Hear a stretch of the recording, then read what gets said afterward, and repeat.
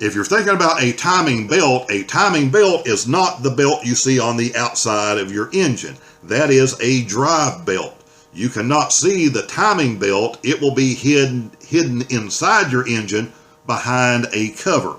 Hey friends, Kevin here, and today we're going to talk about timing chains versus timing belts in whatever full-size van or minivan you happen to be using or you're thinking about buying for doing van life. Because timing belts and timing chains are different, even though every vehicle is going to have one or the other, and some maintenance is going to be required, often that you won't know about, and this is one of the things that can leave you stranded on the side of the road.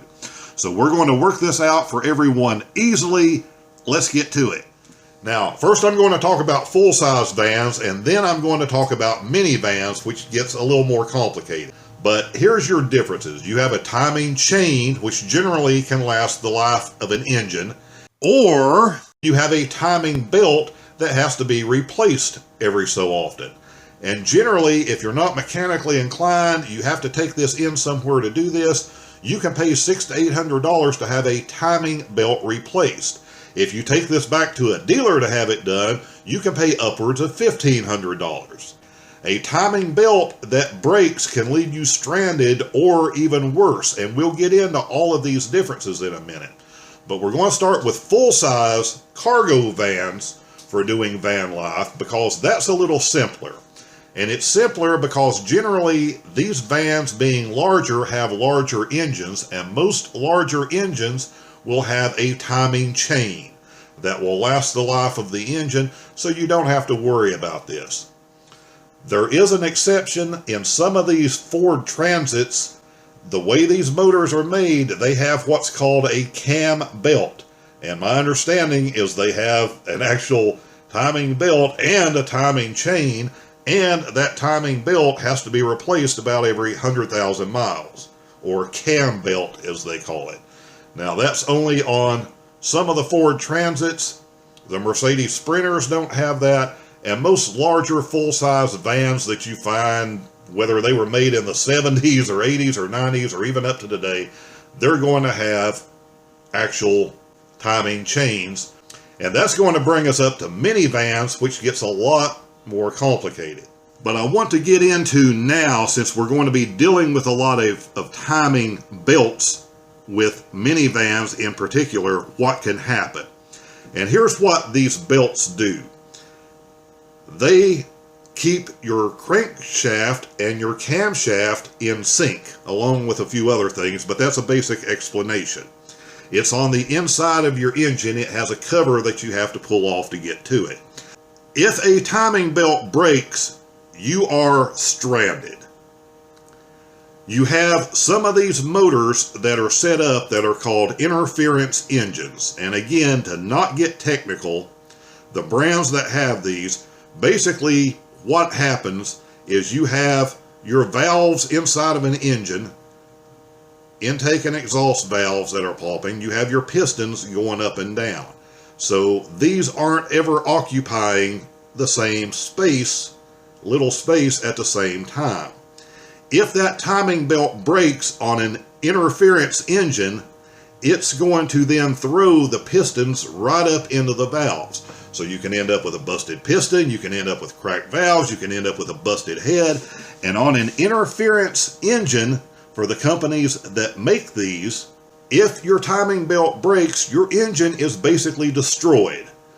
There usually won't be an engine rebuild. You will be looking at an engine replacement. Now, the first ones of these I ever had to deal with was on a Nissan car, which had to have this timing belt replaced every 60,000 miles, or you took a chance on it breaking, destroying the engine.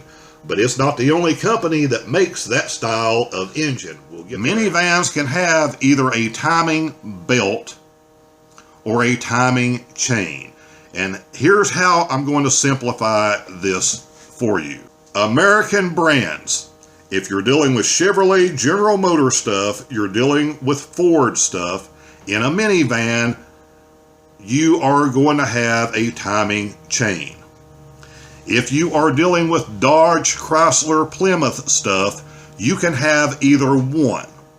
It's about a 50-50 split depending on whether you have the chain that's going to last the life of the motor or whether you're going to have the belt that needs to be replaced every 60,000, 80,000 miles, whatever the manufacturer recommends. So I'm going to put a chart down in the description for those of you that have a Dodge, Chrysler, or Plymouth product, so you can look and figure out what kind of engine you have and what it has as far as a belt or a chain.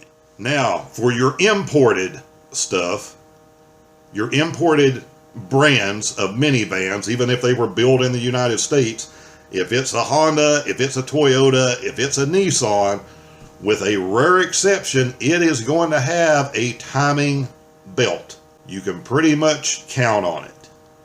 And that belt is going to require service.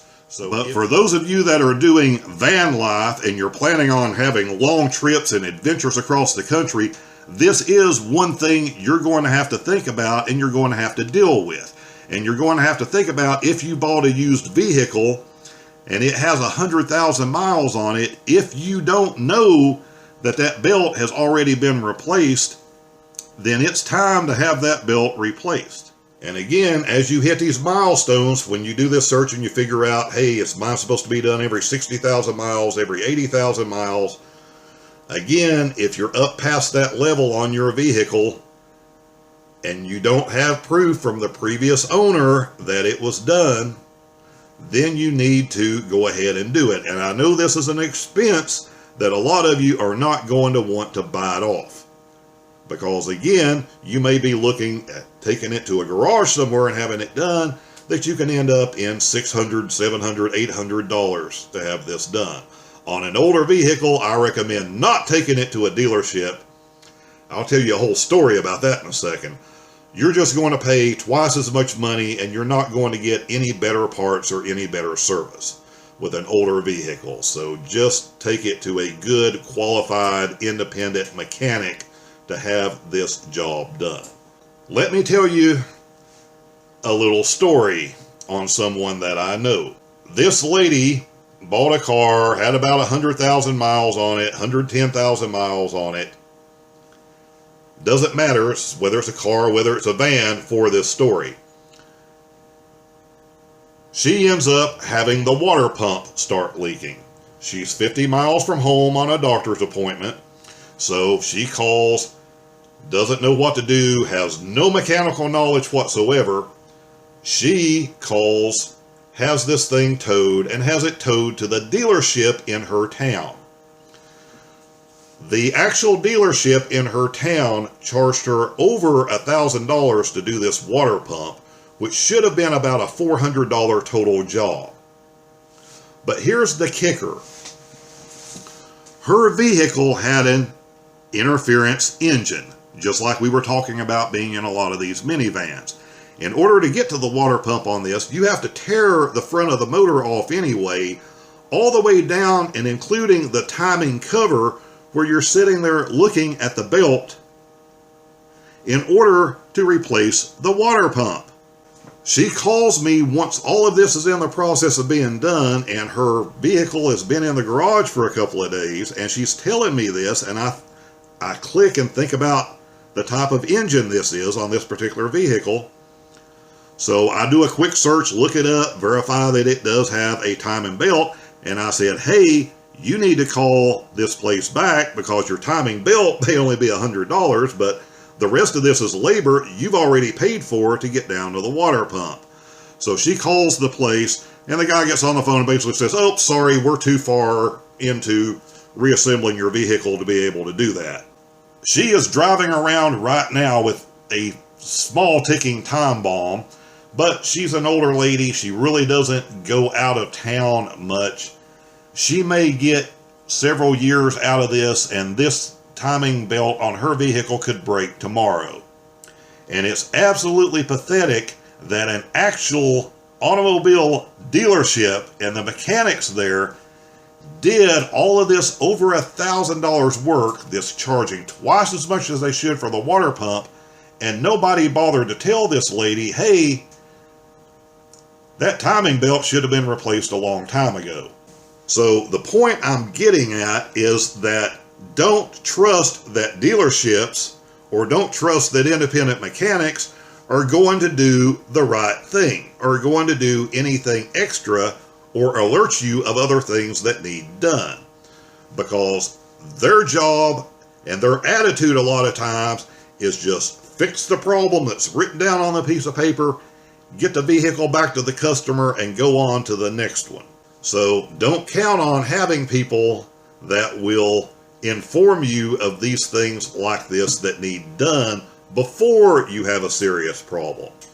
And again, the majority of their customers, and this goes on with everything in van life, it goes on with brakes, it goes on with whatever, that you will have something that has a good amount of wear and a mechanic will look at it and go, that'll be good for a little while longer.